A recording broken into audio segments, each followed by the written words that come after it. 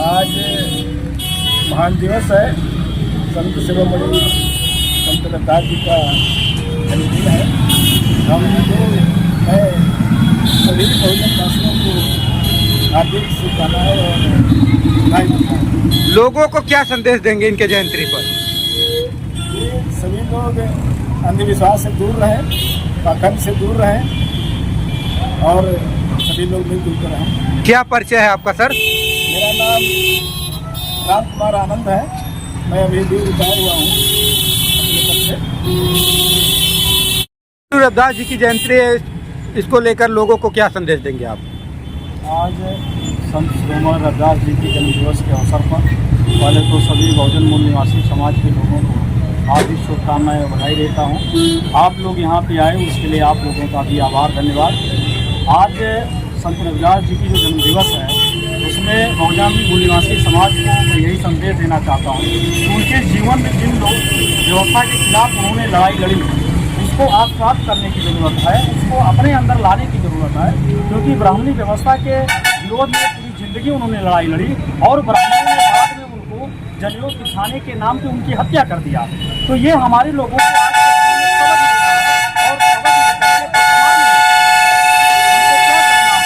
उस आधार पर काम करना चाहिए।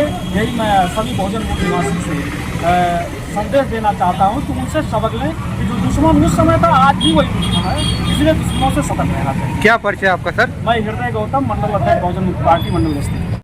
आज सतगुरु रविदास का प्रकाश उत्सव है, जिन्होंने इस मूल निवासी बहुजन समाज के मान सम्मान स्वाभिमान को लेकर के अपनी जीवन जिंदगी जमानी सब कुछ कुर्बान करके ये जो ब्राह्मणवादी व्यवस्था में ब्राह्मण क्षत्रिय वैश्य शूद्र युवा जात पात का था जो एक आंदोलन चला रहे थे, हमारे लोगों ने प्रचार प्रसार किया, जो आंदोलन चला रहे थे भक्ति का आंदोलन चला रहे थे, लेकिन उनका भक्ति का आंदोलन नहीं था कि भक्ति का आंदोलन था, बल्कि क्रांति का आंदोलन था।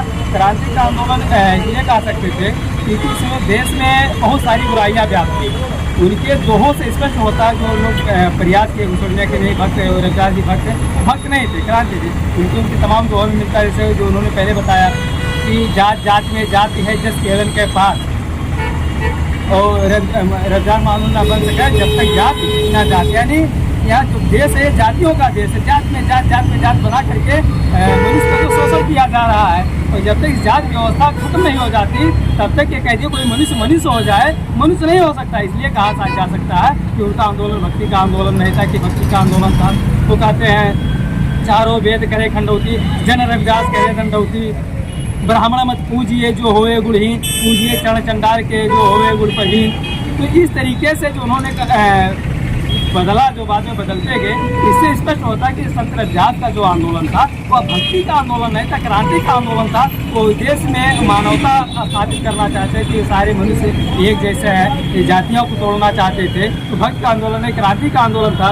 लेकिन साथियों जो चिंतनीय विषय है वर्तमान स्थिति में, खास करके संत रविदास जी को लेकर के बड़े दुख के साथ कहना पड़ रहा है कि जिन रविदास जी ने अपनी पूरी जीवन जिंदगी जवानी इस मूल निवासी बहुजन समाज की आज़ादी को लेकर के लगाया, आज देखा जा रहा है, बड़ी कष्ट की बात है कि उनके नाम पर बड़े बड़े जुलूस निकलते हैं। रात में संत रविदास जी को पैदा किया जाता है और इतना ही नहीं करते हैं, पूरी रात लगभग 60-70% लोग करके केवल पीकर हुड़दंग करते हैं। जो उनका असल उद्देश्य था इस व्यवस्था को बदल करके फिर से मनुष्यता को स्थापित किया जाए, उस व्यवस्था से हम लोग कहीं दूर हो करके अब जो नया रूप ले रहा है, विकट समस्या आ रही समस्या ये चिंतनीय है। इसको हम यही लोगों से निवेदन करेंगे क्योंकि जो संत रविदास थे, ये जो तथागत गौतम बुद्धा का, कबीर दास का और जो अन्य महापुरुष शहीद हुए, जो बाबा साहब का आंदोलन था, ये उनका जो मिशन था इस देश में व्यवस्था परिवर्तन करके जो ऊंच नीच जात पात की खाई इसको बांटना था, इसको हमारे लोगों को समझना चाहिए। यही निवेदन करूँगा। क्या परिचय है आपका? मैं RK आरती जिला अध्यक्ष भारत।